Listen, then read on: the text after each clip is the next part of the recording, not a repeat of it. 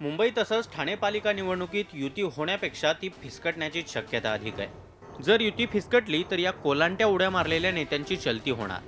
मात्र जर युती झाली तर भाजप असो किंवा शिवसेना दोन्ही पक्ष तिकीट कोणाला देणार असा पेच प्रसंग दोन्ही पक्षांच्या नेत्यांपुढे उभा राहिलाय।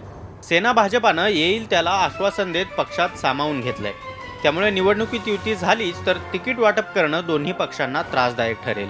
इलेक्शनच्या वेळेला होणारी आघाडी ही इलेक्शनपुरतीच मर्यादित राहते आणि मग तिला सर्व कार्यकर्त्यांचा आणि अन्य पदाधिकाऱ्यांचा त्यात सहभाग असतो असं नाही।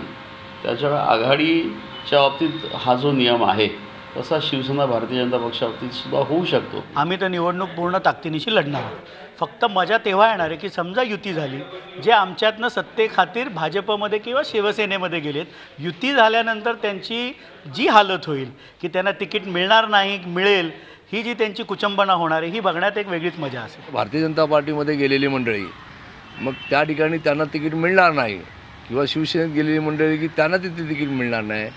त्यामुळे युतीचा फायदा नेमकी आम्हालाच होईल, परंतु फायद्याची गणितं कधी काँग्रेसने या ठिकाणी केली नाहीत।